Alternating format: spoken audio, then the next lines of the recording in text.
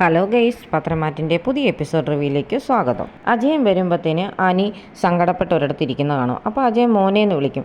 അത് കേൾക്കുന്ന ഉടനെ അനി എഴുന്നേക്കൊന്ന് കണ്ണൊക്കെ തുടയ്ക്കുന്നുണ്ട്. എന്താ മോനെ, നീ കരയുമായിരുന്നോ എന്ന് ചോദിക്കും. ഇല്ല അച്ഛാന്ന് പറയും. അല്ല, നിനക്ക് അനാമിക പോയതിൽ ഒരുപാട് സങ്കടം ഉണ്ടല്ലേ എന്നൊക്കെ ചോദിക്കുന്നുണ്ട്. അപ്പം അനി പറയും, അച്ഛനോട് ആരാ അങ്ങനെ പറഞ്ഞെന്ന്. എനിക്കറിയാം മോനെ, നീയും ആദർശവുമൊക്കെ ഭാര്യമാരെ ഒരുപാട് സ്നേഹിക്കുന്ന ആൾക്കാരാ, അതുകൊണ്ടായിരിക്കും അല്ലേ മോനെ നിനക്ക് ഇത്ര സങ്കടമെന്ന് അജയൻ അനിയോട് ചോദിക്കുന്നുണ്ട്. അപ്പോൾ അനി പറയും, ഞാൻ അതൊന്നും ഓർത്തല്ല അച്ഛാ വിഷമിക്കുന്നത്. ഈ വീടിൻ്റെ മരുമകളായി വരേണ്ടത് നയനേടത്തിയുടെ അനിയത്തി നന്ദു തന്നെയായിരുന്നെന്ന് ഇപ്പം എനിക്ക് ഉറപ്പുണ്ടെന്ന്. മോനെ, നീ ഇങ്ങനെയൊന്നും പറയരുത്, നിൻ്റെ വിവാഹം കഴിഞ്ഞതല്ലേ എന്നൊക്കെ ചോദിക്കുന്നുണ്ട് അജയൻ. എന്നിട്ട് പറയും, മോനെ, നിൻ്റെ പേരിൽ ഇപ്പോൾ ജാനകി വഴക്കുണ്ടാക്കിയതേ ഉള്ളൂ എന്നോട്. ഞാൻ നിന്നെ സപ്പോർട്ട് ചെയ്ത് തന്നെയാണ് സംസാരിച്ചത്.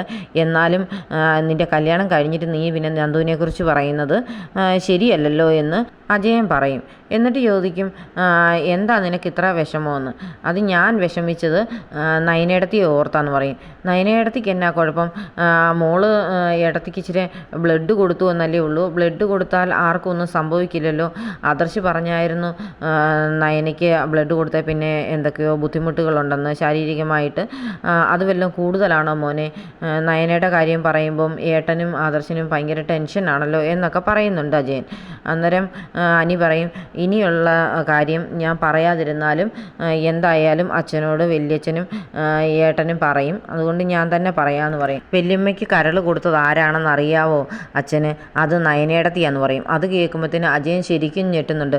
മോനെ എന്ന് വിളിച്ച് അനിയെ അജയൻ ഇങ്ങനെ പിടിക്കുകയൊക്കെ ചെയ്യും. അന്നേരം അനി പറയും, അതെ അച്ഛാ, ബ്ലഡ് മാത്രമല്ല കരളും കൊടുത്തത് ഏട്ടത്തിയാണെന്ന് പറയുന്നുണ്ട്. എന്നിട്ട് ഏട്ടത്തി ഇത് അറിഞ്ഞോ എന്ന് അജയൻ അനിയോട് ചോദിക്കും.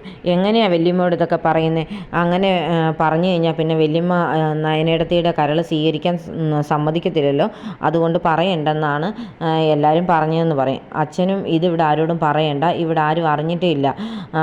പിന്നെ നയനേടത്തി ഇങ്ങനെ ഹോസ്പിറ്റലിൽ കിടക്കുമ്പം ഏട്ടത്തിയുടെ അമ്മയും നന്ദുവും ഒക്കെ അവിടെ വന്നിരിക്കുന്നതിൽ ഇവർ ബഹളം ഉണ്ടാക്കിയിട്ട് വല്ല കാര്യമുണ്ടോ? ഇതുകൊണ്ട് അവർ വന്നിരിക്കുന്നതൊക്കെ പറയുന്നുണ്ട്.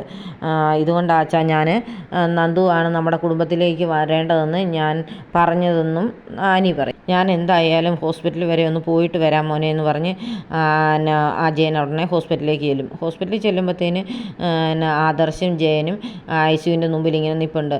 അപ്പോൾ അജയൻ ചോദിക്കുന്നുണ്ട്, എങ്ങനെ ആയി ഏട്ടാന്ന് പറഞ്ഞാൽ പറയും, 2-3 ഡോക്ടർമാരുണ്ട് ദേവയാനിയെ ഓപ്പറേഷൻ നടക്കുന്നേ ഉള്ളെന്നൊക്കെ പറയുന്നുണ്ട്. ഉടനെ ആദർശിനെ നോക്കി അജയൻ പറയും, നിൻ്റെ കാര്യമാണ് ഇപ്പം ശരിക്കും കഷ്ടത്തിലായത്, ഇത്ര ഒരു ധർമ്മസങ്കടത്തിൽ നീ പെട്ടിട്ടില്ലല്ലേ എന്ന് ചോദിക്കുന്നുണ്ട്. ഭാര്യയും അമ്മയും ഒരുപോലെ ഓപ്പറേഷൻ തിയേറ്ററിൽ നടക്കുന്ന അവസ്ഥ എന്ന് പറയുമ്പോഴത്തേന് ആദർശ് ഒന്ന് ഞെട്ടി ഇങ്ങനെ അജയനെ നോക്കും. അപ്പോൾ അജയനോട് ചോദിക്കുന്നുണ്ട്, അനി എല്ലാ കാര്യങ്ങളും ചെറിയച്ഛനോട് പറഞ്ഞായിരുന്നോ എന്ന് ചോദിക്കും. അതെ, അവൻ എന്നോട് എല്ലാം പറഞ്ഞായിരുന്നു. അനാമിക ഇന്നിവിടെ ഹോസ്പിറ്റലിൽ വന്ന് ബഹളം ഉണ്ടാക്കിയതിൻ്റെ പേരിൽ ജാനകിയും ഞാനും തമ്മിൽ വഴക്കൊക്കെ ഉണ്ടായി. അന്നേരം അത് ഞാൻ അവനോട് ചോദിക്കുകയും അവന് അച്ഛൻ എന്ന രീതിയിലൊന്ന് ഉപദേശിക്കാനും ഒക്കെ ചെന്നതാണ്. അന്നേരം അവൻ ഈ സത്യങ്ങളൊക്കെ എന്നോട് പറഞ്ഞത്.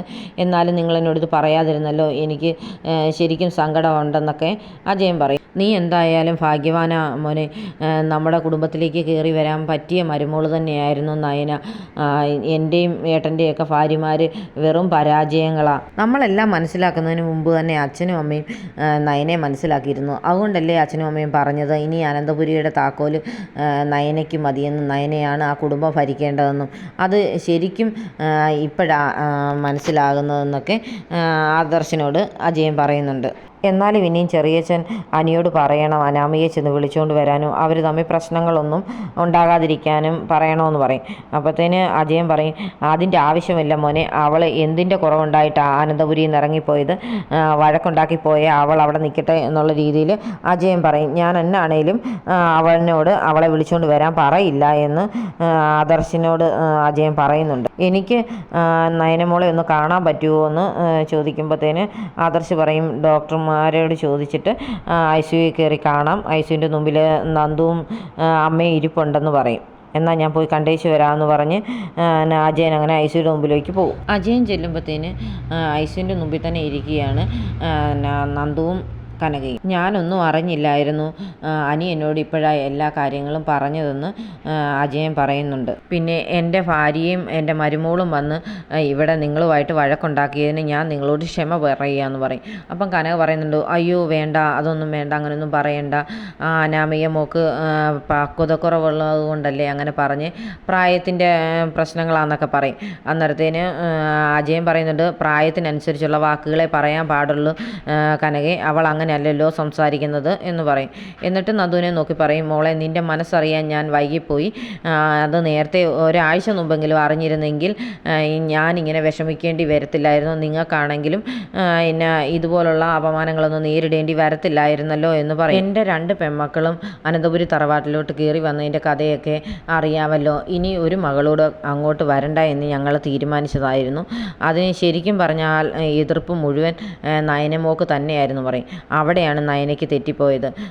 നിങ്ങൾ അത് നേരത്തെ പറഞ്ഞിരുന്നെങ്കിൽ ഇങ്ങനെ നിങ്ങൾക്ക് വന്ന് ആൾക്കാരുടെ ഓരോരുത്തരുടെയും വഴക്കൊന്നും കേട്ടുകൊണ്ട് നിൽക്കേണ്ട ആവശ്യം വരത്തില്ലായിരുന്നല്ലോ എന്ന് പറയും. എൻ്റെ മകന് ഒരിക്കലും ഇഷ്ടമില്ലായിരുന്ന ഒരു വിവാഹമായിരുന്നു അത് അവൻ്റെ തലയിൽ കെട്ടിവെച്ചതല്ലേ, അത് ഓർക്കുമ്പോൾ ഇപ്പോൾ എനിക്ക് സങ്കടമുണ്ട്.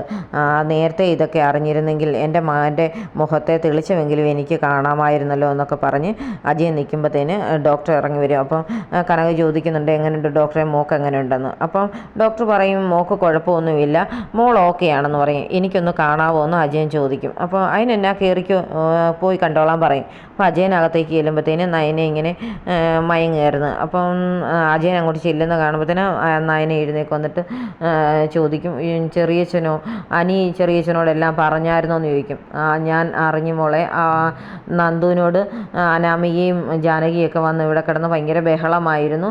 അന്നേരം അത് വീട്ടിൽ സംസാരമായി, വഴക്കായി. അന്നേരത്തേന് സത്യങ്ങളൊക്കെ അനി എന്നോട് പറഞ്ഞെന്ന് പറയും. നന്ദുവിൻ്റെയും അനിയുടെയും മനസ്സറിയാമായിരുന്ന മോൾ നേരത്തെ തന്നെ ഇത് എല്ലാവരോടും പറയേണ്ടതല്ലായിരുന്നു. ഒരാഴ്ച മുമ്പെങ്കിലും അറിഞ്ഞിരുന്നെങ്കിൽ നമുക്ക് ഈ അനാമികയെ നമ്മുടെ കുടുംബത്തിലേക്ക് കയറ്റാൻ പറ്റാതിരുന്നേനും. അവൾ വന്നത് തന്നെ അനിയോട് സ്നേഹം കൊണ്ടൊന്നുമല്ല, എന്തൊക്കെയോ ഉദ്ദേശം മനസ്സിൽ വെച്ചുകൊണ്ടാണ് വന്നതെന്ന് എനിക്കിപ്പോൾ തോന്നുന്നെന്ന് പറയും. ഇപ്പോഴാണെങ്കിലും നന്ദുവും അമ്മയും വന്നിരിക്കുന്നു. അവരെ എല്ലാവരും മോശമായിട്ട് പറയുന്നതൊക്കെ ചെയ്യുന്നില്ലേ. നന്ദു ആയിരുന്നു അനിയുടെ ഭാര്യയെങ്കിൽ അവൾക്ക് ഇവിടെ വന്ന് ധൈര്യപൂർവ്വം നിൽക്കുകയും നിൻ്റെ കൂടെ കൂട്ടിരിക്കാനും ഒക്കെ പറ്റത്തില്ലായിരുന്നോ മോളെ എന്ന് ചോദിക്കും.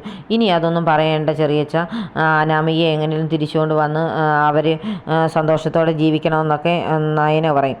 അതൊന്നും എനിക്കറിയത്തില്ല മോളെ, ഞാനായിട്ട് അവനോടത് പറയത്തുമില്ലെന്ന് പറയും. എന്തായാലും നിന്നെ ഇനി ഒരിക്കലും ആദർശ് സങ്കടപ്പെടുത്തില്ല, അവൻ നിന്നെ പൊന്നുപോലെ നോക്കിക്കോളും എന്നൊക്കെ പറഞ്ഞ് നയനെ ആശ്വസിപ്പിക്കുകയും ചെയ്യുന്നുണ്ട് അജയൻ. എന്നാൽ ശരി മോളെ ഇറങ്ങുക എന്ന് പറഞ്ഞ് അജയൻ ഇങ്ങോട്ട് ഇറങ്ങുമ്പോഴത്തേന് ഇളയച്ചാന്ന് വിളിച്ച് നയന പറയും, ഈ കാര്യങ്ങളൊന്നും വേറെ ആരും അറിയില്ലേ, വീട്ടിൽ എന്തെങ്കിലും ബഹളമൊക്കെ ഉണ്ടാകുന്ന സമയത്ത് ഇതൊന്നും വിളിച്ച് പറയല്ലേ ചെറിയച്ചാന്ന് പറയും. അപ്പം അജയൻ പറയും, ഞാൻ ശ്രമിക്കാം മോളെ എന്ന് പറഞ്ഞ് അജയൻ ഇറങ്ങി അങ്ങ് പോകും. പിന്നീട് കാണിക്കുന്നത് ആദർശ അനിയോട് പറയുന്നതാണ്, നീ ഞാൻ പറഞ്ഞ പോലെ വീടൊക്കെ സെറ്റ് ചെയ്തോന്ന് ചോദിക്കും.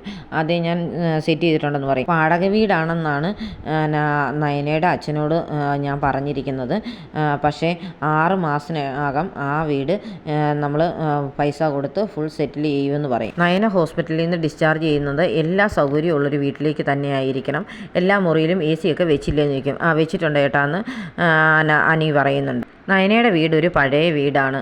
ആ വീട്ടിൽ ചെന്നാൽ ചിലപ്പോൾ ഇൻഫെക്ഷനൊക്കെ ഉണ്ടാകാനായിട്ട് സാധ്യതയുണ്ട്. പിന്നെ ആ വീടിന് ചില ലോണൊക്കെ ഉണ്ടല്ലോ, അത് നമുക്ക് അടച്ചു തീർക്കണം.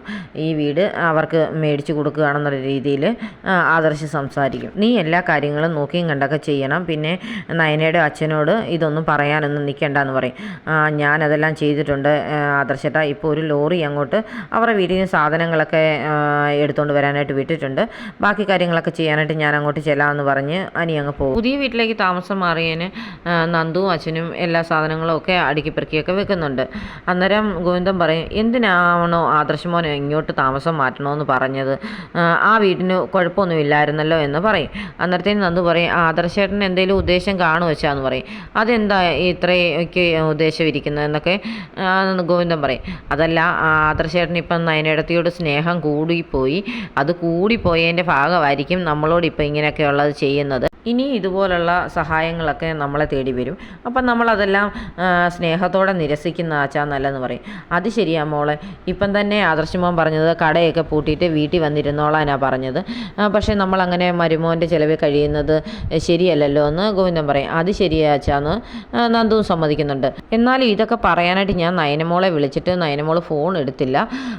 എന്തിനാ ഇങ്ങനെയൊക്കെ ചെയ്യുന്നതെന്ന് അറിയാനായിട്ടായിരുന്നു എന്നൊക്കെ ഗോവിന്ദൻ പറയുമ്പോഴത്തേന് നന്ദു ഇങ്ങനെ ടെൻഷൻ അടിച്ച് നിൽക്കുന്നൊക്കെ ഉണ്ട്. എന്നാലും മോളെ ഞാൻ കടയിൽ വരെ പോയി കുറച്ച് സാധനമൊക്കെ മേടിച്ചുകൊണ്ട് വരാമെന്ന് പറഞ്ഞ് പോകാൻ തുടങ്ങുന്ന ഉടനെയാണ് അനി അങ്ങോട്ട് വരുന്നത്. അന്നേരം അനി ചോദിക്കും എല്ലാം ഓക്കെ ആണോ എന്ന് അറിയാൻ വേണ്ടി വന്നതാന്ന് പറയും. ഇവിടെ എല്ലാം ഓക്കെയാ മോനെ, കുഴപ്പമൊന്നുമില്ല. പിന്നെ ഞാൻ പുറത്തോട്ടൊന്ന് പോകാൻ നിൽക്കുകയായിരുന്നു. നന്ദുവിൻ്റെ അമ്മ ഇവിടെ ഉണ്ടായിരുന്നേ മോനോട് കയറിയിരിക്കാൻ പറയാമായിരുന്നു. ഇതിപ്പം അനാമികയ്ക്കാണെങ്കിൽ നിങ്ങൾ തമ്മിൽ കാണുന്നതൊന്നും ഇഷ്ടമില്ല. അതറിഞ്ഞുകൊണ്ട് മോള് കാണാനായിട്ട് മോൻ ഇവിടെ വന്നാൽ അത് വീട്ടിലൊരു പ്രശ്നമാകില്ലേ മോനെ എന്ന് പറയും. എനിക്ക് മനസ്സിലായി അച്ഛാ, അമ്മ ഇവിടെ ഇല്ലാത്തതുകൊണ്ട് ഞാനിവിടെ നിൽക്കണ്ട എന്നല്ലേ അച്ഛൻ ഉദ്ദേശിച്ചെന്ന് ചോദിക്കുന്ന ഉടനെ നന്ദുവിനും അങ്ങ് വിഷമമാവുന്നുണ്ട്. നന്ദുവിൻ്റെ ആ മുഖം കാണിച്ചുകൊണ്ടാണ് ഇന്നത്തെ എപ്പിസോഡ് അവസാനിക്കുന്നത്.